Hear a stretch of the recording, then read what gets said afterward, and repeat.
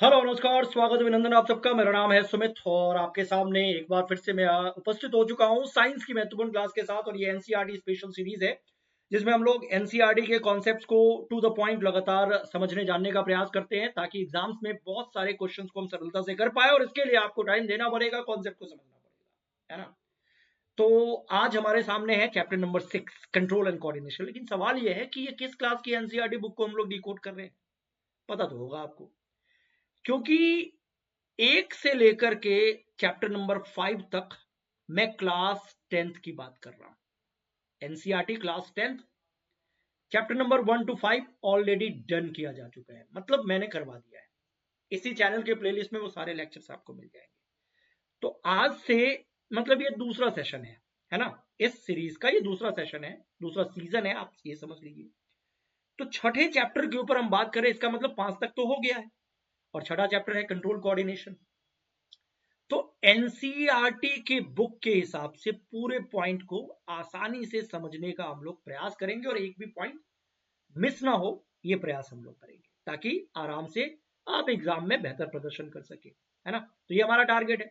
और किन लोगों के लिए ये सेशन, हर उन अभ्यर्थी के लिए सेशन बहुत इंपॉर्टेंट है जिनको साइंस पढ़ना है।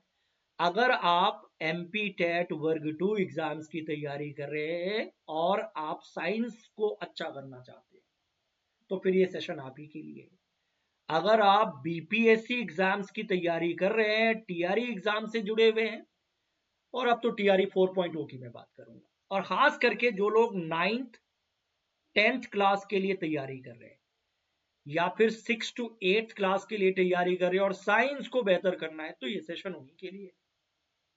लेकिन इसके अतिरिक्त आप रीट एग्जाम की तैयारी कर रहे हैं, डीटीपीएसबी एग्जाम की तैयारी कर रहे हैं या फिर किसी और अन्य एग्जाम की तैयारी करें, साइंस के सब्जेक्ट को बेहतर करने के लिए सेशन आपके लिए है, रहेगा ऑलवेज।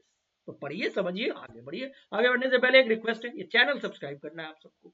अगर कर लिया तो अच्छी बात है, नहीं किया तो कर लीजिए। और एक और जानकारी आपके लिए कि एक्लॉन एजुकेशन मोबाइल एप्लीकेशन है, इसको आपको डाउनलोड कर लेना है गूगल प्ले स्टोर से। क्यों? क्योंकि यहाँ पे free PDF, paid notes, paid classes, ये सब आपको मिल जाएंगे। अभी नेक्स्ट वीक आप लोगों के लिए 2 पेड बैच आ रहा है साइंस की पूरी समस्या का समाधान लेकर के। और ये स्पेशल पेड बैच एक होगा एमपी टेट वर्ग 2 साइंस, पूरा का पूरा सिलेबस एक ही सेगमेंट, मतलब एक ही अम्ब्रेला के नीचे सब कुछ मिल जाएगा आपको, है ना। और दूसरा BPSC TRE 4.0 science, 9th 10th वाले अभ्यर्थी और 6 to 8 वाले अभ्यर्थी पूरे सिलेबस के लिए जुड़ सकते हैं। ये पेड बैच होगा आने वाले एक दो हफ्ते में, एक हफ्ते में, नेक्स्ट वीक में इसके बारे में पूरी जानकारी मैं दे दूंगा। नेक्स्ट वीक ही ये लॉन्च हो जाएगा बैच। कहाँ पे? एक्लॉन एजुकेशन पे। तो ये डाउनलोड आप कर सकते हैं। बाकी काम की बात करते हैं। हमारा छठा चैप्टर है कंट्रोल कोऑर्डिनेशन। हमारी बॉडी में जितनी भी गतिविधियां होती है उन सबको कंट्रोल करना, कोऑर्डिनेट करना अपने आप में दिलचस्प है। और उस पूरे प्रोसेस को आगे बढ़ाने के लिए, कंट्रोल की प्रक्रिया को, कोऑर्डिनेशन की प्रक्रिया को आगे बढ़ाने के लिए हमारे बॉडी के अंदर बहुत सारे सिस्टम्स की आवश्यकता होती है, ऑर्गेनाइज सिस्टम की आवश्यकता होती है। उसके बारे में हम बात करेंगे, लेकिन फिलहाल इस टॉपिक की शुरुआत हम लोग कर रहे हैं एक एग्जाम्पल से और एक कॉन्सेप्ट से, छोटे से कॉन्सेप्ट से, जिसका नाम है स्टिमुलाई। इसको, इसका प्लूरल फॉर्म है स्टिमुलस, उद्दीपन। उद्दीपन क्या होता है? वो चीज जो आपको रिस्पॉन्स करने के लिए बाध्य करती है। मतलब क्या अर्थ हुआ इसका? एक एग्जाम्पल सोचो। जैसे अगर मैं आपसे कहता हूं कि ये इस विजुअल को आप देख पा रहे हैं, ये जलती हुई मोमबत्ती है, बोलो हाँ। या इसके जगह पे कोई एक ऐसी ऑब्जेक्ट मान लो जो बहुत गर्म है, हॉट ऑब्जेक्ट है, बहुत ज्यादा गर्म है, ऐसे समझ लो। इतना गर्म कि अगर हाथ से टच हो जाए तो आपका हाथ जल भी सकता है। तो अगर बाई चांस ऐसे, मतलब सडनली आपके बॉडी के किसी हिस्से का संपर्क इस गर्म ऑब्जेक्ट के साथ हो जाए, तो आप प्रैक्टिकली क्या करते हो? जैसे संपर्क होता है, हाथ को तेजी से खींच लेते हो। ये जो हाथ को आप तेजी से खींच रहे हो, इस विजुअल में भी आपको दिख रहा है, ये तो रिस्पॉन्स है ना आपका, ये तो रिएक्शन है ना। क्यों? क्यों खींच रहे हो? मेरा सवाल आपसे ये है, क्यों खींच रहे हो? आप कहेंगे नहीं, नहीं खींचेंगे तो हाथ जल जाएगा। तो भैया किसकी वजह से खींच रहे हो, ये मेरा सवाल है। तो आप कहेंगे इस गर्म ऑब्जेक्ट की वजह से खींच रहे, इस जलती हुई मोमबत्ती की वजह से खींच रहे। ये जो एक्सटर्नल एनवायरनमेंट है इसी को तो स्टिमुलाई कहते हैं। स्टिमुलाई तो हर उस चीज को कहा जाता है जो आपको एक तरीके से एक किसी ऑर्गेनिज्म को रिस्पॉन्स करने के लिए बाध्य करता है। यहां गर्मी स्टिमुलस है ना।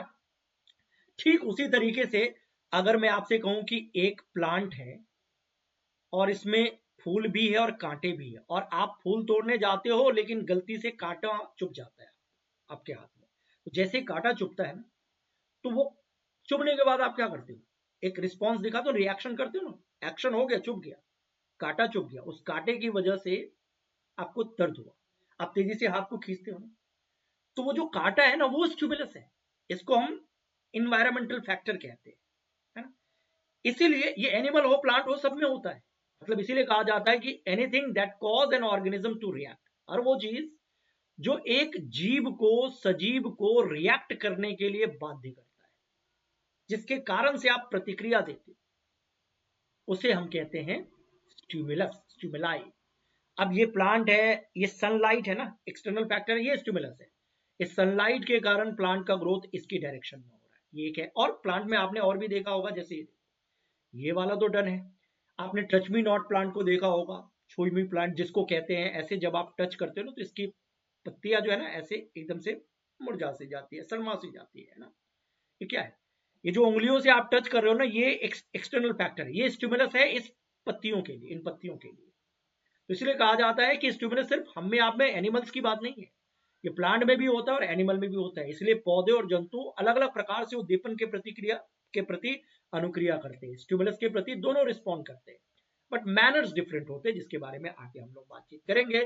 फिलहाल छोटे से पॉइंट से आपको एक जानकारी तो मिल गई है कि सभी सजीव अपने पर्यावरण में हो रहे परिवर्तनों के अनुरूप अनुक्रिया करते हैं। अकॉर्डिंग टू सिचुएशन आप रिस्पॉन्स करते हो। All the living organisms respond and react to changes in the environment around them. And the changes in the environment to which the organisms respond and react are basically called stimuli. मतलब वो पर्यावरण में वो जो चीजें हो रही है, कांटे का चुभ जाना, गर्म ऑब्जेक्ट से हाथ के किसी हिस्से का संपर्क हो जाना, ये सब स्टिमुलस है। तो इसलिए स्टिमुलस के कई एग्जाम्पल हो सकता है। एक पौधे के लिए आपने लाइट को स्टिमुलस के रूप में देखा, तो लाइट भी एक स्टिमुलस है, तो हीट भी स्टिमुलस है। कहीं कोल्ड या ठंडापन स्टिमुलस है, तो कहीं स्मेल, साउंड, टच, ये सब स्टिमुलस है। इन सब के प्रति कहीं ना कहीं आप रिस्पॉन्ड तो करते हैं ना, तो ये सब कहीं ना कहीं स्टिमुलस के एग्जाम्पल है। तो पहला पॉइंट तो हम यहीं से शुरुआत करेंगे, ठीक है ना। और आगे बॉडी में होने वाली ये सारी जो गतिविधियां हैं, रिएक्शन करना, रिस्पॉन्ड करना, सोचना समझना, चिंतन मनन करना, मतलब तमाम तरह की जो चीजें है ना, ये कंट्रोल कोऑर्डिनेशन में ही तो आती है। और कंट्रोल कोऑर्डिनेशन की इस पूरी प्रक्रिया को सुचारू रूप से चलाने के लिए एक्चुअली में देखा जाए तो दो सिस्टम की भूमिका में एनिमल्स के लिए बोल रहा हूं, ठीक है। मनुष्य के लिए मैं बोल रहा हूं, अगर मैं बहुत सिंपल वे में बोलूं तो जंतुओं के लिए मैं बोल रहा हूं। दो सिस्टम के जरिए इस पूरे टॉपिक को हम डिकोड करने का प्रयास कर सकते हैं। एक है हमारा नर्वस सिस्टम। क्या है? नर्वस सिस्टम, तंत्रिका तंत्र, जिसमें न्यूरॉन, नर्व सेल्स, तंत्रिका कोशिका, ब्रेन, स्पाइनल कॉर्ड, इन सब के बारे में आगे पढ़ोगे, ठीक है ना। कैसे ये हमें कंट्रोल कोऑर्डिनेशन में हेल्प करता है, इसके बारे में बात करेंगे। और दूसरा सिस्टम है जिसको अगेन हमें इसी टॉपिक में पढ़ना है, वो है एंडोक्राइन सिस्टम, अंतःस्रावी तंत्र इसको हिंदी में कहते हैं, अंतःस्रावी तंत्र। इसमें बेसिकली हम लोग हार्मोन्स, उसके इन्फ्लुएंस, उसके प्रभाव के बारे में बातचीत करते हैं, एंडोक्राइन ग्लैंड्स और उन ग्लैंड से निकलने वाले डिफरेंट हार्मोन्स और उनके इंपैक्ट के ऊपर बात करते हैं। और आपको समझ में आ गया होगा कि ये topic science point of view से कितना इंपॉर्टेंट है, क्योंकि कई सारे सवाल आपके जहन में भी घूम रहे होंगे कि ये वाला भी क्वेश्चन आता है, ये वाला भी क्वेश्चन आता है, तो करेंगे ना ये सब एक एक करके। सो ये सिस्टम है। हाँ, एनिमल्स के लिए मैं बोल रहा हूं, ऑल्दो जिस तरीके से हमारे आपके अंदर एक ऑर्गेनाइज्ड नर्वस सिस्टम होता है, वैसा नर्वस सिस्टम प्लांट में नहीं होता है ना। फिर स्टिमुलस के प्रति रिस्पॉन्स तो प्लांट भी करता है, लेकिन वो एक बड़ा सवाल है कि कैसे करता है, तो इन सब का जवाब तो हम खोजेंगे ना।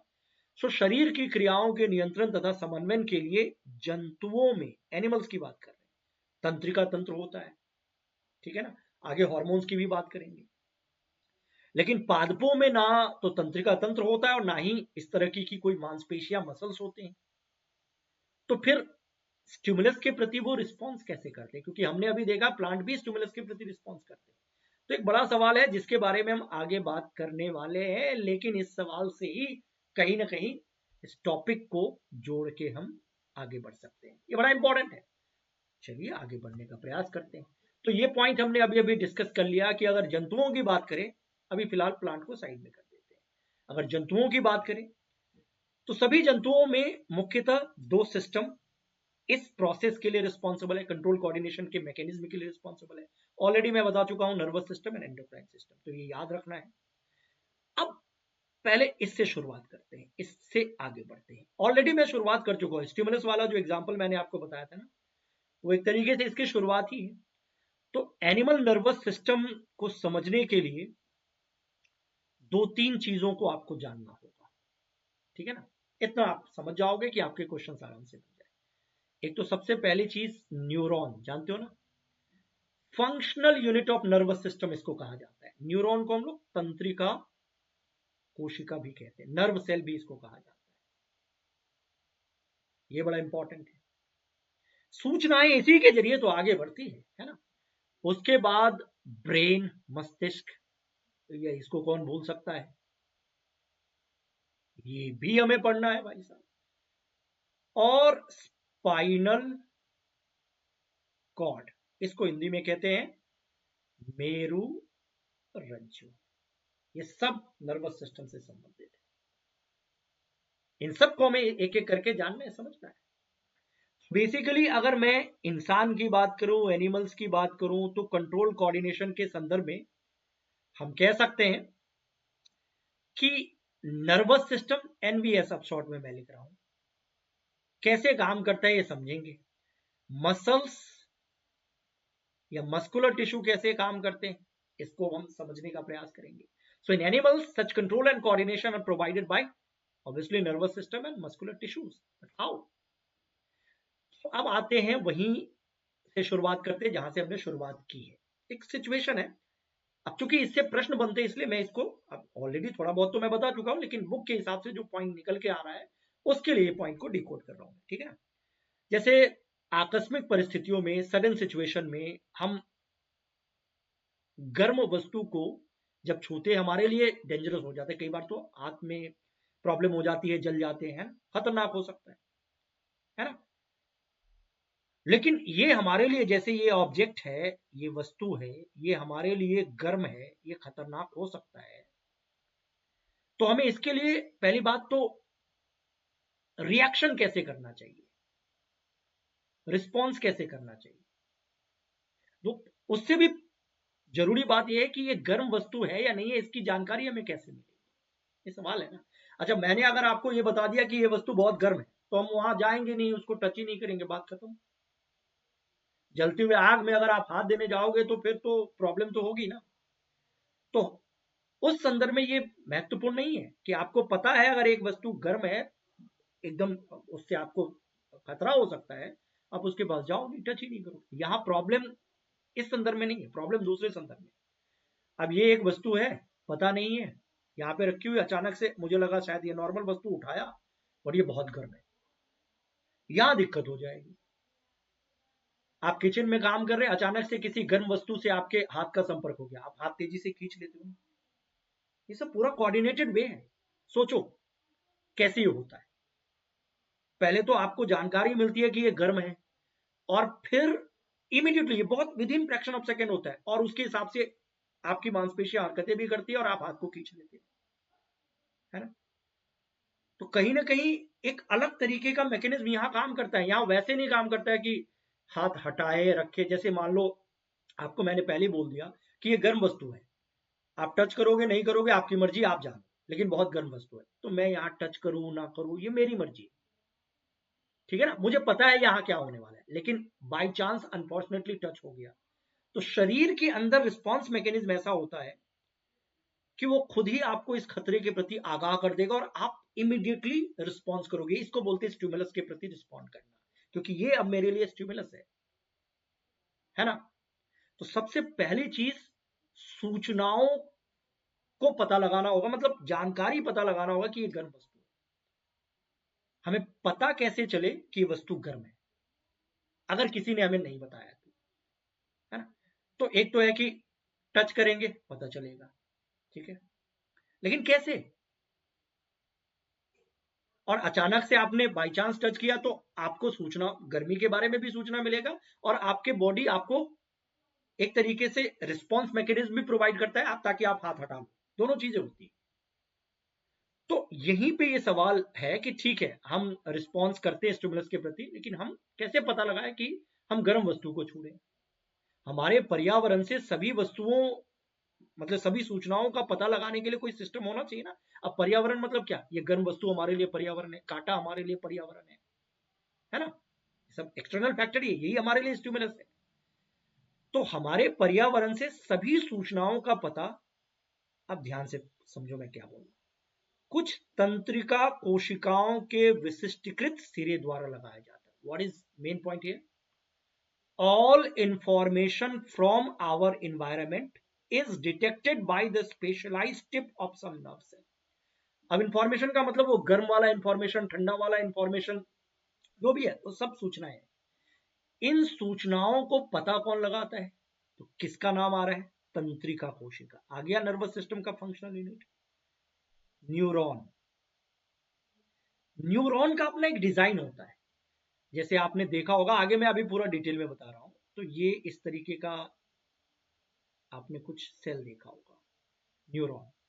इसके छोर पे ना ऐसे इस तरीके की जो संरचना होती है, इसको डेंड्राइट कहा जाता है। और यहां पे आप देखो,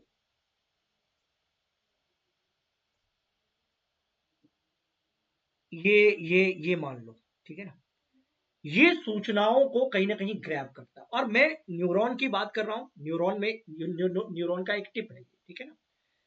लेकिन इस चीज को रिसेप्टर भी कहा जाता है, रिसेप्टर, ठीक है ना। तो ग्राही जिसे हिंदी में कहते हैं, अंग्रेजी में इसके लिए रिसेप्टर शब्द होता है। और ये रिसेप्टर प्राय ऐसी जगहों पे मौजूद होता है जिनको हम लोग सेंस ऑर्गन कहते हैं। जैसे हाथ में है, स्किन में है, तो स्किन क्या है? सेंसरी ऑर्गन है, वहां हो सकता है। कान में हो सकते हैं, नाक में हो सकते हैं, और भी जीभ पे हो सकते हैं।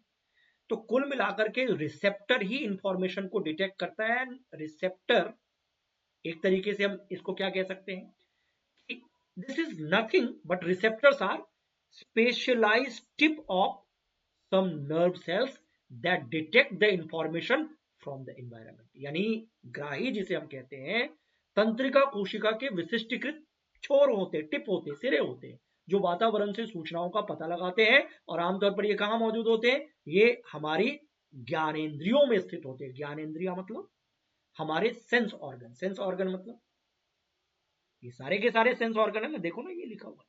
जैसे सपोज त्वचा की बात करें, ये सेंसरी ऑर्गन है, इसमें रिसेप्टर होते हैं। तो त्वचा में जो रिसेप्टर होते हैं उसको कहते हैं थर्मो रिसेप्टर। ये देखो, ये सब प्रश्न है, ध्यान से समझो। अब ये थर्मो रिसेप्टर ही तो आपको बताएगा कि वो जो एक वस्तु को, इसको आप टच कर रहे थे, हाथ जो हटा रहे थे ना, पहले सूचना मिलेगी तभी तो एक्शन होगा ना। तो ये थर्मो रिसेप्टर ही आपको बताएगा ये गर्म है, ये गर्म है या ठंडी है, ठीक है ना। उसी तरीके से अगर मैं नाक की बात करूं, तो नाक में जो रिसेप्टर मौजूद होता है उसको क्या कहेंगे? नाक से क्या पता चलता है? ऐसे सोचो, स्मेल, गंध। और गंध वाला जो रिसेप्टर होता है उसको ऑल्फैक्टरी रिसेप्टर कहते हैं। ऑल्फैक्टरी मतलब गंधीय होता है, तो इसको हिंदी में ना घ्राण ग्राही भी कहते हैं। सो दैट इज गंधीय ग्राही, ऐसे समझ लीजिए ऑल्फैक्टरी रिसेप्टर। तो स्मेल का पता यहां से चलता है। जीभ की बात करें तो गस्टेटरी रिसेप्टर्स होते हैं, रस संवेदी ग्राही इसको कहते हैं। जीभ से स्वाद की सूचना मिलती है। तो ये जो रिसेप्टर है, ये भोजन में कैसे स्वाद है, कड़वा तीखा जो भी है, टेस्ट के बारे में जानकारी देता है। उसी तरीके से अगर आंख की बात करें तो फोटो रिसेप्टर होंगे इसमें, और इसके जरिए हम देख पाते हैं चीजों को। और कान की बात करें तो ऑडिटरी रिसेप्टर होगा, और इससे हम सुनते हैं, है ना। इवन कान बॉडी को बैलेंस करने में भी हेल्प करता है। ये सब आप देख रहे हो। तो इन सब जगहों पे रिसेप्टर होते हैं और यहीं से सूचनाएं कलेक्ट की जाती है, ठीक है। तो पहला पॉइंट तो यही समझ में आना चाहिए कि फोटो रिसेप्टर कहां होता है, थर्मो रिसेप्टर कहाँ होता है, ऑल्फैक्टरी रिसेप्टर कहाँ होता है और क्या काम है, गस्टेटरी रिसेप्टर कहाँ होता है। ये 4-5 पॉइंट है ना, अभी के अभी इसको दिमाग में सेट कर लो। क्यों? क्योंकि सवाल पूछेंगे और आप कर लोगे आराम से। बस ध्यान रखना है ये ऑल्फैक्टरी वाला, गस्टेटरी, ये रस संवेदी वाला, और फोटो रिसेप्टर तो सबको पता होता है, बाकी सब तो आप कर ही लोगे, है ना। तो क्या इस सवाल का जवाब आप दे सकते हो? देखो तो पहला question, which of the following statement is correct about receptors. सही स्टेटमेंट चुनना है। ग्राही अंगों के संदर्भ में निम्नलिखित कथनों में से कौन सा कथन सही है? पहला पढ़ो, the gustatory receptors detect the taste या detect taste while olfactory receptor detect smell। क्या ये सही है कि रसग्राही अंग स्वाद जो जीभ में होता है उसकी बात हो रही है, स्वाद का पता लगाते हैं, जबकि घ्राणग्राही अंग जो है ना वो गंध का। मुझे तो लगता है ये सही है। बाकी आगे देख लेते हैं ऑप्शन। लिखा है कि both gustatory and olfactory receptor detect smell. ये इसके कारण ये मैं लाइन काट देता हूँ। गस्टेटरी ये है ना रस संवेदी, ये तो टेस्ट के लिए है, तो स्मेल के लिए तो ये है ही नहीं, स्मेल वाला तो ऑल्फैक्टरी है, तो दूसरा वाला काट दिया, ये गलत है। ऑडिटरी जो कान में होता है, रिसेप्टर डिटेक्ट स्मेल, ये नहीं हो सकता है, गलत है। आगे पढ़ूंगा ही नहीं मैं, जहां मुझे लग गया कि ये गलत है। Olfactory receptor detect taste, no. Olfactory भैया स्मेल के लिए है, ये सब गलत लिखा हुआ है, एक ही सही है, तो डन है, कोई दिक्कत नहीं। अब ये सिस्टम काम कैसे करता है, जैसे हमने गर्म वस्तु से हमारे हाथ का संपर्क हो गया, हाथ को तेजी से खींच लिया, सूचनाएं कैसे आगे बढ़ती है, सिस्टम कैसे काम करता है, मैकेनिज्म इसका क्या है। तो हमने अभी देखा कि सूचनाओं का प्रवाह जिस सेल के द्वारा होता है, जिसे हम नर्वस सिस्टम का एक तरीके से फंक्शनल यूनिट कहते हैं, वो तो न्यूरॉन है। और न्यूरॉन हमारे बॉडी का सबसे लॉन्गेस्ट सेल होता है, मतलब काफी लंबा तार जैसा होता है ना। तो न्यूरॉन कुछ इस तरीके का उसका डिजाइन होता है, ये ऐसे समझ लो, मैं पूरा डिजाइन ही दिखा देता हूँ। ये देखो, ये देखो, दिस इज समथिंग न्यूरॉन, ठीक है, नर्व सेल। हिंदी में इसको तंत्रिका कोशिका कहा जाता है। हाँ जी बोलो, हाँ ठीक है। काफी लंबे लंबा होता है नहीं सर, 90 सेंटीमीटर तक इसकी लंबाई होती है ना। तो ये एक न्यूरॉन है, ये सिंगल न्यूरॉन की बात हो रही है, ठीक है ना। इसमें आप देख रहे हो ये जो ये एंटीना जैसी चीजें लटकी हुई ना, इसको कहते हैं डेंड्राइट, ठीक है, डेंड्राइट सीधा याद रखना। और ये वाली जो बॉडी है ना, इसको कहते हैं सेल बॉडी। क्या बोलते हैं? Cell body. सेल बॉडी मतलब ये सेल है, तो इसमें आपको न्यूक्लियस, माइटोकॉन्ड्रिया, राइबोसोम सब कुछ मिलेगा। और ये तार जैसी जो चीज देख रहे हो ना आप, ये इसको एक्सॉन कहते हैं, ये पूरा का पूरा एक्सॉन है। ऑल्दो इसमें नोड ऑफ रेनवियर या मायलिन ये सब भी होता है, तो ये सब अभी नहीं पढ़ना है आपको फिलहाल के लिए। एक्सॉन, डेंड्राइट, सेल बॉडी, और एक्सॉन का जो पीछे वाला हिस्सा ना, इसको टर्मिनल कहते हैं, एटी, एक्सॉन टर्मिनल, ठीक है। और आप इस विजुअल को देखो, कुछ चीज चलती हुई दिख रही है इसमें भी, और इवन आप देखोगे तो इसमें भी आपको चलती हुई दिख रही है। ये इंफॉर्मेशन का प्रवाह, इंपल्स है। कहीं से सूचनाएं मिलती है, इंफॉर्मेशन मिलती है, तो सबसे पहले ये डेंड्राइट में जाती है सूचना, क्योंकि यहीं पे तो रिसेप्टर है ना एक तरीके से। तो सूचनाएं गर्मी का, ठंडेपन का, जो भी है, ये सूचनाएं डेंड्राइट में गई, और डेंड्राइट से फिर ये सेल बॉडी और फिर एक्सॉन से होते हुए टर्मिनल तक पहुंचती है। अब ये जो इंफॉर्मेशन है, ये सूचनाएं, ये इंफॉर्मेशन अब सिग्नल बन चुका है, ठीक है ना।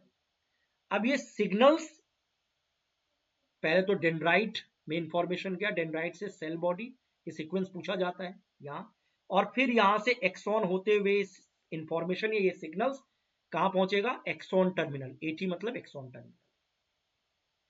और एक्सॉन टर्मिनल पर ये देखो, ये है एक्सॉन टर्मिनल, जैसे ये है ना, यहां पे ऐसे इसी को बड़ा करके यहां पे दिखाया गया है, एक्सॉन टर्मिनल है। यहां से कुछ केमिकल्स, उन सूचनाओं, उन सिग्नल्स के आधार पर कुछ केमिकल रिलीज हुए यहां से, ठीक है ना। इसको हम कहते हैं, ये केमिकल रिलीज हुआ, न्यूरोट्रांसमीटर। अब यही केमिकल जो दूसरा न्यूरॉन है ना, उसके जो रिसेप्टर है ना, वो उसे रिसीव करेगा, ठीक है ना। तो एक न्यूरॉन है ये, दिस इज वन, और दूसरा न्यूरॉन है ये। इन दो न्यूरॉन्स के बीच का जो गैप होता है ना, इस गैप को साइनेप्सी गैप कहते हैं, जो आप यहां पे देख रहे हैं। इसी में ये न्यूरोट्रांसमीटर या ये केमिकल आया, सूचनाओं के आधार पर ये केमिकल आया, अब ये इसे रिसीव करेगा और फिर ये आगे की तरफ बढ़ेगा। तो अगर आपसे सीक्वेंस पूछा जाए कि सूचनाओं के प्रवाह का मैकेनिज्म क्या, कैसे कैसे आगे बढ़ती है सूचनाएं, तो पहला आप कहेंगे डेंड्राइट, यहां मान लीजिए, उसके बाद सेल बॉडी यहां, देन एक्सॉन ये यहां, देन एक्सॉन टर्मिनल लास्ट में, और फिर उसके बाद साइनेप्सी या गैप के बाद दूसरे न्यूरॉन के डेंड्राइट तक पहुंचा, है ना। तो ये बात यहां पे समराइज किया हुआ है कि dendrite receive a signal, information को, सिग्नल को वही रिसीव करता है ना। Cell body integrates the signals, integrate करता है, और फिर यहां से ये एक्सॉन के थ्रू आगे जाता है, कंडक्ट द सिग्नल्स, ये वायर जैसी चीज समझ लीजिए, फिर यहां पहुंचता है, और बाकी एक्सॉन टर्मिनल है जो लास्ट वाला है ना, transmit a signal to a target cell. Basically इस तरीके से मैकेनिज्म काम करता है, ठीक है ना। तो ये पॉइंट आपको ये याद रखना है कि दो न्यूरॉन्स के बीच का गैप साइनेप्सी गैप। प्रोसेस क्या है, सिस्टम क्या है, dendrite, cell body, axon, axon terminal, and then फिर आगे। तो ये सब पॉइंट सीधे सीधे याद रखना, ये सब बातें यहाँ पे लिखी हुई है। The information acquired at the end of the dendrite tip of nerve cell, यानी सूचनाओं को अक्वायर्ड कौन करता है, तो ये जो डेंड्राइट का जो टिप है ना, ये मान लीजिए, ये मान लीजिए, ये अक्वायर करता है, ये पॉइंट यहाँ पे लिखा है, done, this is done. But ये सूचनाओं को अक्वायर किया जाता है, और एक रासायनिक क्रिया द्वारा यही सूचनाएं अब सूचना नहीं बल्कि एक इंपल्स में कन्वर्ट होगी, मतलब इन सूचनाओं के आधार पर इंपल्स क्रिएट हो गया, इलेक्ट्रिकल इंपल्स क्रिएट हो गया, ठीक बात है। अब यही impulse, this impulse now travel from the dendrite to the cell body होते हुए फिर एक्सॉन एंड देन एंड की तरफ जाएगा, एक्सॉन टर्मिनल की तरफ जाएगा, and at the end of the axon, यानी एक्सॉन के अंत में ये जो इंपल्स है, इलेक्ट्रिकल इंपल्स, ये कुछ केमिकल्स को रिलीज करते हैं, जो अभी हमने देखा ना, ये यहाँ ये वाला, ये केमिकल्स को रिलीज कर दिया, ठीक है ना, इस गैप में रिलीज कर दिया, ठीक बात है। और ये केमिकल्स, वो जो खाली स्थान है ना, जिसको हम सिनेप्सी या सिनेप्स कहते हैं या सिनेप्टिक दरार कहते हैं, उसको पार करते हुए नेक्स्ट न्यूरॉन के डेंड्राइट तक पहुंच जाता है, और इस तरीके से आगे चीजें, इंफॉर्मेशन आगे बढ़ती है। तो ये सिस्टम है, ये बहुत इंपॉर्टेंट पॉइंट है, बेसिक पॉइंट है, ये जो सूचनाओं का मूवमेंट होता है उसके संदर्भ में ये डिकोड किया गया पॉइंट है, ये सब याद रखना है। तो यही है general scheme of how nervous impulses और informations, we can say that, travel in the body. What is the mechanism, what is the pathway.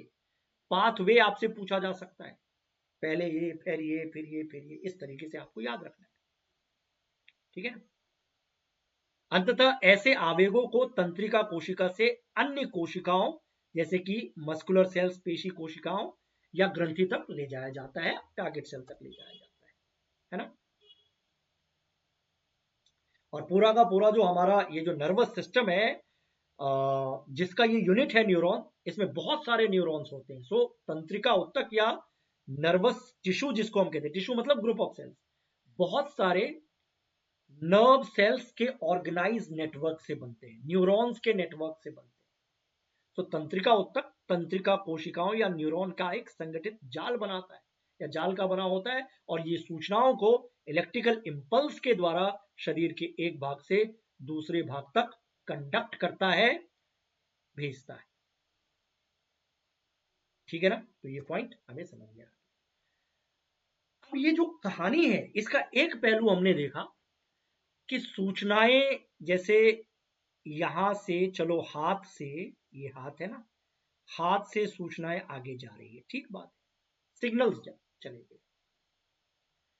तो अब एक तो होता है कि सिग्नल गया, सूचनाएं गई, फिर दिमाग तक बात गई, दिमाग उसका विश्लेषण कर रहा है, फिर रिस्पॉन्ड हो रहा है, स्लो प्रोसेस है, ठीक है।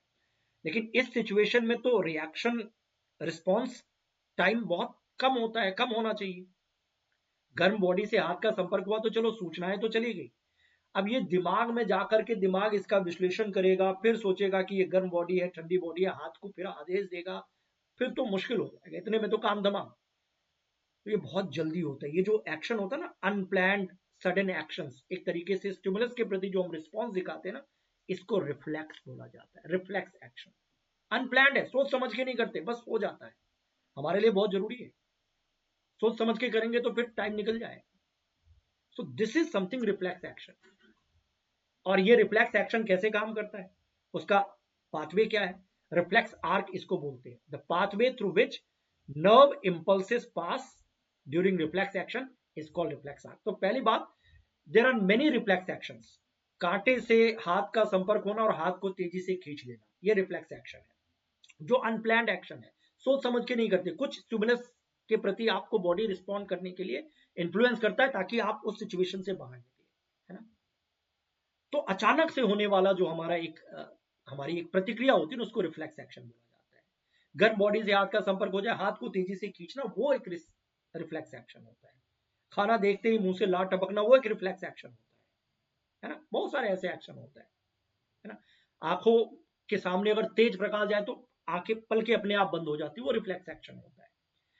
तो उसमें उसका सिस्टम का काम कैसे करता है, तो सिस्टम तो ऑलरेडी हम जान चुके हैं। जैसे मान लो, एक तो पहले ये गर्मी है, ये जो सूचनाएं हैं ये हाथ में मौजूद रिसेप्टर के जरिए आगे तक जाएगी। तो पहली चीज, स्टिमुलस है हमारा हीट। हीट एक तरीके का गर्म वस्तु है, तो ये स्टिमुलस है। यहां से ये सूचना कहां गई? पहले स्किन, रिसेप्टर ऑर्गन, वहां तक पहुंची, और ये सूचनाएं स्पाइनल कॉर्ड में गई। ब्रेन नहीं, स्पाइनल कॉर्ड की बात कर रहा हूं, ठीक है ना। स्पाइनल कॉर्ड नीचे वाला हिस्सा है ना, ब्रेन के बाद आता है। स्पाइनल कॉर्ड में गया, और स्पाइनल कॉर्ड ने ही एक्चुअली में मसल्स को आदेश दे दिया कि हाथ को तेजी से खींचो, एक तरीके से,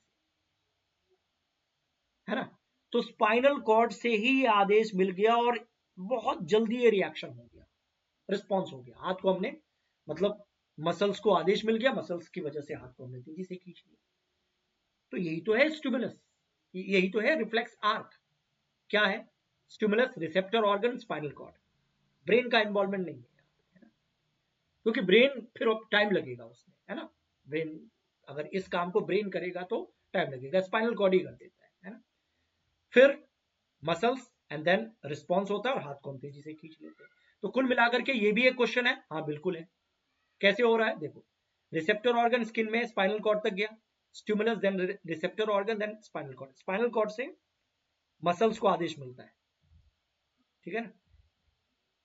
तो इसको बोलते हैं इफेक्टर ऑर्गन। रिसेप्टर ऑर्गन जो रिसीव करता है इंफॉर्मेशन, आगे भेज देता है फिर, और जो रिस्पॉन्स करता है उसमें जो मांसपेशियां होती है हम उसको कहते हैं इफेक्टर ऑर्गन, है ना। और इसकी वजह से रिएक्शन होता है। यही चीज आप यहां भी देख सकते हैं। तो इसको रिसेप्टर यहां पे है, अब यहां से सूचनाएं आगे गई कहां? सेंट्रल नर्वस सिस्टम का हिस्सा होता है स्पाइनल कॉर्ड। सीएनएस मतलब सेंट्रल नर्वस सिस्टम, और इसी में स्पाइनल कॉर्ड आता है। यहां गया, और किसके जरिए?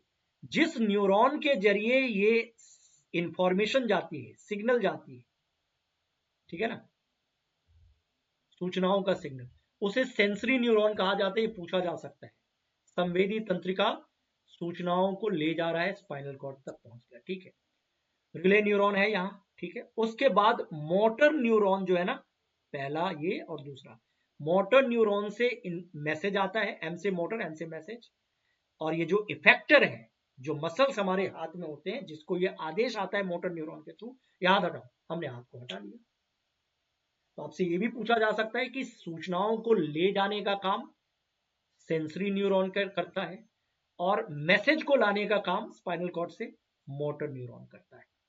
इफेक्टर तक मैसेज लाने का काम, ये भी आप याद रखिएगा। और ये पूरा एक्शन जो है ये रिफ्लेक्स एक्शन है, और ये पूरा आर्क जो है ये रिफ्लेक्स आर्क है, जो कि होपफुली आपको समझ में आ गया है। तो वही चीज यहां पे लिखा है कि उदाहरण के तौर पर अगर हम देखें कि आग के लपेट को या आग की लपट को, या मान लो गर्म ऑब्जेक्ट को छूना, हमारे अथवा किसी भी जंतु के लिए एक डेंजरस सिचुएशन है, तो हम इसके प्रति रिस्पॉन्स कैसे करते हैं ना। एक सरल विधि है, मतलब रिस्पॉन्स तो ऐसे स्पाइनल कॉर्ड की वजह से बहुत जल्दी हो जाता है, तो हमारा काम चल जाता है, मतलब हमें दिक्कत नहीं होती है और परेशानी नहीं होती है।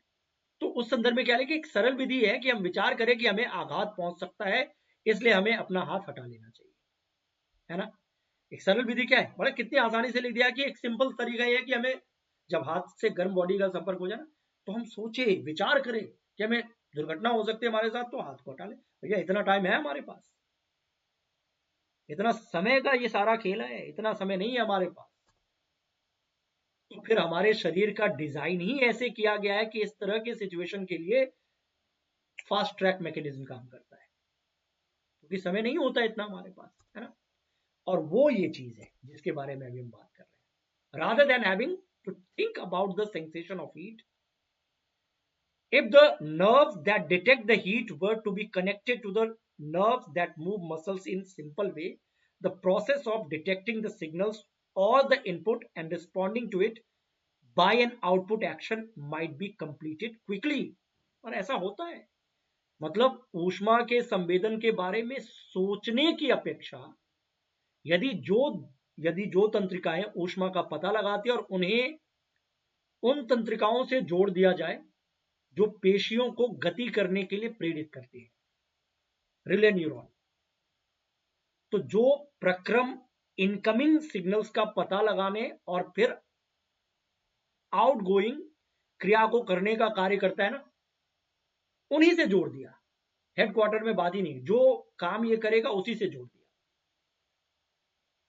है ना। ये बॉडी का डिजाइन है, हमारे बॉडी का ये इस तरीके का डिजाइन है कि इस सिचुएशन को कैसे डील किया जाए। अगर ये नहीं होता तब तो फिर मुश्किल हो जाता। तो थैंक्स टू नेचर, है ना, नेचर ने हमारे बॉडी को इस तरीके से बनाया है कि जिन न्यूरॉन से सूचनाएं हमें मिलती है, जिन न्यूरॉन का ये काम है कि पता लगाओ कि ये ठंड है या गर्म है, उनको ना सीधे सीधे स्पाइनल कॉर्ड से कनेक्ट कर दिया, है ना। और उससे कनेक्ट कर दिया उस न्यूरॉन से जो आदेश देता है दूसरे न्यूरॉन को कि आपको एक्शन करना है। तो सोचने समझने का टाइम ही नहीं है, बहुत जल्दी हो गया है, बहुत क्विक पाथवे हो गया, तो हम उस खतरे से बच जाते हैं। यही चीज यहाँ पे लिखा हुआ है। और ये पूरा का पूरा जो सिस्टम है ना, आमतौर पर such a connection is commonly known as reflex arc and this action is called reflex action, है ना। और क्या लिखा है, where should such reflex arc connections be made between the input nerve and the output nerve. सबसे उपयुक्त स्थान शायद वही बिंदु होगा जहां सबसे पहले वे एक दूसरे से मिलते हैं, है ना। तो एक दूसरे से कहां मिलते हैं, पूरे शरीर की तंत्रिकाएं जहां मिलती है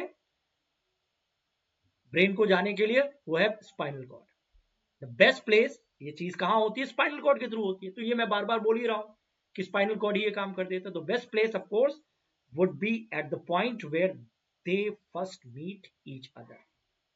Nerves from all over the body meet in a bundle in the spinal cord on their pathway to brain। तो बॉडी के अलग अलग हिस्सों से जो नर्व्स आते हैं ना, तंत्रिकाएं, ये स्पाइनल कॉर्ड में मिलते हैं और स्पाइनल कॉर्ड से फिर आगे ब्रेन जुड़ा हुआ होता है ना। तो यहीं पे स्पाइनल कॉर्ड ही ये काम रिफ्लेक्स एक्शन का काम पूरा कर देता है। So reflex are form in this spinal cord itself, although the information input also goes on to the reach to the brain। मतलब ब्रेन तक भी ये सूचनाएं जाती है, लेकिन काम स्पाइनल कॉर्ड ही कर देता है, क्योंकि इसके बस में, चलो बात खत्म। ये शॉर्टकट है एक तरीके से, और ये बड़ा इंपॉर्टेंट डिजाइन है। मुझे लगता है ये पॉइंट आपको समझ में आ गया है। तो क्या इस प्रश्न का जवाब आप दे सकते हैं? अब तक जो भी हमने कुछ पढ़ा है आप देख लो एक बार, बड़ा आसान है। ये न्यूट्रॉन नहीं न्यूरॉन है ना। न्यूरॉन में विद्युत आवेग कहां से आरंभ होकर कहां तक जाते हैं? Electrical impulses travel in neuron from, अब वो सिस्टम बताओ। बार बार मैंने बताया कि ये प्रश्न पूछे जाते हैं, गलती नहीं करना है आपको, ध्यान दो। हमने देखा था ना, पहले डेंड्राइट, फिर आप बोलो, फिर उसके बाद, फिर उसके बाद, मतलब ये प्रश्न यहां से उठा के पूछा गया है। कई बार हम लोग डिस्कस कर चुके हैं इसको, ये देख लो, मैंने ये लिख भी दिया था, समझ में आ रहा है। Dendrite cell body axon axon terminal, ये तो सबसे इंपॉर्टेंट है ना। कहीं दिख रहा है ये ऑप्शन में, देख लो। डेंड्राइट से सीधा एक्सॉन, अगर सेल बॉडी है तो हम लोग पहले सेल बॉडी लेंगे, तो dendrite then cell body, axon and axon का टर्मिनल एंड, सी वाला ज्यादा सही आंसर। अब देखो, which is the correct sequence of the components of reflex arc. Reflex arc का पूरा एक सिस्टम हमने देखा ना, तो पूरा का पूरा जो सिस्टम है उसके सही क्रम क्या है। तो आप ऐसे खुद से एग्जांपल से सोचो, हाथ में गर्म वस्तु का संपर्क हुआ तो रिसेप्टर तो हाथ में होगा, तो पहली चीज तो रिसेप्टर होनी चाहिए। चलो रिसेप्टर तो सब में है, तो यहां से कोई जानकारी नहीं मिल रही है, ग्राही अंग तो होगा ही। उसके बाद रिसेप्टर से जो सूचनाएं जाती है, क्या बोला था मैंने, सेंसरी न्यूरॉन के थ्रू सिग्नल जाता है और मोटर न्यूरॉन के थ्रू मैसेज आता है, यही बोला था ना। कहां से, स्पाइनल कॉर्ड से। तो ये सेंसरी, ये मोटर। तो रिसेप्टर के बाद कहीं सेंसरी दिख रहा है, सेंसरी न्यूरॉन मुझे ये दिख रहा है। उसके बाद ये जानकारी स्पाइनल कॉर्ड में गई, फिर स्पाइनल कॉर्ड से मोटर न्यूरॉन के थ्रू मैसेज आया, और जो इफेक्टर है मसल्स है उनकी वजह से हरकतें हो गई, है ना।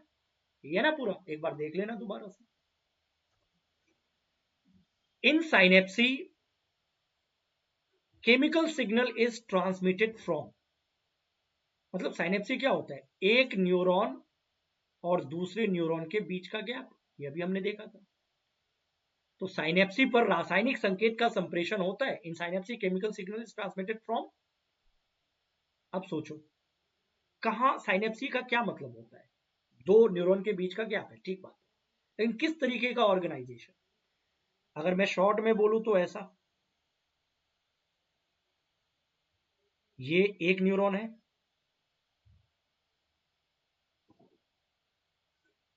ये दूसरा न्यूरॉन है, तो यही है ना साइनेप्सी।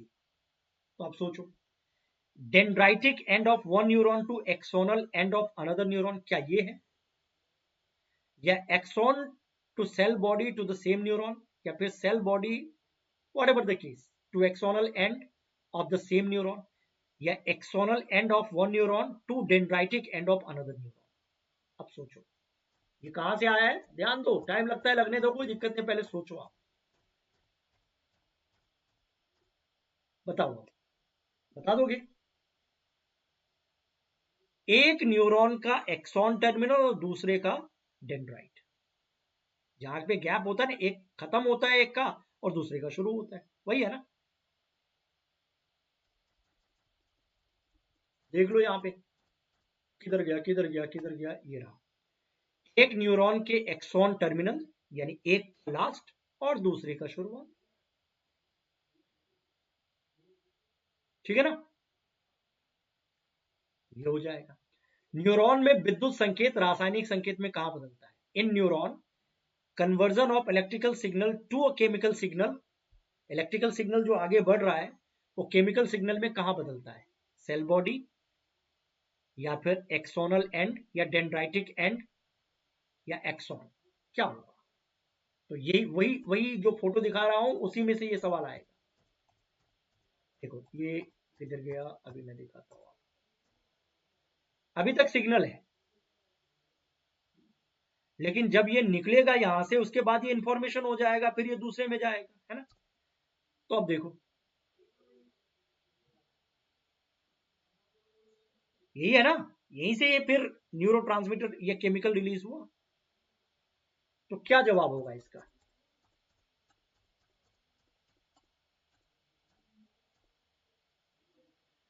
इन neuron conversion of electrical signal to chemical signal, electrical signal chemical signal, या केमिकल कंपोनेंट में न्यूरोट्रांसमीटर में कहां पे ट्रांसमिट होता है, तो सेल बॉडी होगा नहीं, एक्सॉन का एंड जो होगा वो हो सकता है, डेंड्राइटिक एंड नहीं, एक्सॉन, एक्सॉन का एंड, ठीक है। बाकी ये सिंपल है, the gap between two neurons उसको क्या बोलते हैं, इसमें तो कोई दिक्कत ही नहीं है, ठीक है। अब इस डिस्कशन के आधार पर यह बात तो पता चली गया होगा आपको कि क्यों ये विकसित हुआ रिफ्लेक्स आर्क, कहीं ना कहीं ये हमारे बॉडी में डिजाइन के रूप में विकसित हुआ, इसीलिए हम उस सिचुएशन से खतरे से बच जाते हैं। अब ये क्यों विकसित हुआ, एनसीईआरटी क्या कहता है कि अधिकतर जंतुओं में जो रिफ्लेक्स आर्क है, मनुष्य इंक्लूडिंग ह्यूमन बीइंग, इसलिए विकसित हुआ क्योंकि इनके मस्तिष्क के सोचने का प्रोसेस बहुत तेज नहीं है, धीमे धीमे ब्रेन सोचता है, हम सब में यही है ना, टाइम लगता है ना सोचने समझने में। With in fraction of second थोड़ी होता है। With in fraction of second अगर आपने वो कुछ कर दिया तो वो एक तरीके का रिफ्लेक्स है। तो हमें ये सिस्टम इसलिए विकसित हुआ क्योंकि हमारे ब्रेन का थिंकिंग जो स्पीड है वो स्लो है। वास्तव में अधिकांश जंतुओं में सोचने के लिए आवश्यक जटिल न्यूरॉन जाल या तो अल्प है या अनुपस्थित है ना, और अगर है भी तो स्लो है। तो सर ये स्पष्ट है कि वास्तविक विचार प्रक्रम की अनुपस्थिति में जो रिफ्लेक्स आर्क है, रिफ्लेक्स आर्क का दक्ष कार्य प्रणाली के रूप में विकास हुआ। So it is quite likely that reflex arc have evolved as efficient way of functioning in the absence of true thought process, है ना। यद्यपि जटिल न्यूरॉन जाल के अस्तित्व में आने के बाद भी प्रतिवर्ती चाप तुरंत अनुक्रिया के लिए एक दक्ष प्रणाली के रूप में काम करते हैं। तो हमारे लिए दो सिस्टम एक साथ काम करते हैं। एक तो पूरा इत्मीनान से सोचने समझने वाला सिस्टम, और दो हमारे पास ब्रेन है, न्यूरॉन का सिस्टम भी है, सोचते समझते भी है। लेकिन इस सिचुएशन के लिए रिफ्लेक्स आर्क का विकास भी हमारे बॉडी डिजाइन का एक इंपॉर्टेंट पार्ट है, जिसने हमें इस तरह के खतरों से बचाया है। ठीक है ना। तो इस सवाल का जवाब बड़ा सिंपल है। क्यों विकसित हुआ? क्योंकि दिमाग उतना तेजी से नहीं सोचता है, with in fraction of second कुछ घटनाओं के प्रति उतना सजगता से नहीं सोचता है। इसलिए एक ऑल्टरनेट व्यवस्था है हमारे लिए उस तरह के स्टिमुलस के प्रति रिस्पॉन्स करने के लिए। डन है जी, कोई दिक्कत ही नहीं है, कॉन्सेप्ट वाली बात है। तो आपने समझ लिया इसको, मुझे ऐसा लगता है। ठीक है ना। तो एक पार्ट हो गया, इसका दूसरा पार्ट भी आएगा, आप वो भी देखिएगा। और अभी फिलहाल कुछ दिन तक ये 2 4 5 दिन वीडियो क्लास होगी, और वीडियो क्लास आगे भी रहेगी जारी, लेकिन लाइव क्लास भी अब आपकी शुरू होगी बहुत जल्दी। ठीक है ना। तो फिलहाल मैं कहूंगा पेड बैच के लिए थोड़ा वेट कीजिए, नेक्स्ट वीक से आपको इसके बारे में सूचना मैं दे दूंगा, और बाकी पढ़ते रहिए, लगातार कॉन्सेप्ट को पढ़ते रहिए। फ्री क्लासेस भी आपकी यूट्यूब पे बहुत सारी हुई है, उसको भी आप देख सकते हैं, और पेड बैच भी आप ले सकते हैं, लेकिन आने वाले समय में उसके बारे में मैं जानकारी दूंगा। फिलहाल के लिए इतना ही, मैं मिलता हूँ आपसे, लेकिन सेशन लाइक जरूर कीजिएगा और चैनल सब्सक्राइब कर लीजिएगा। Okay, bye bye.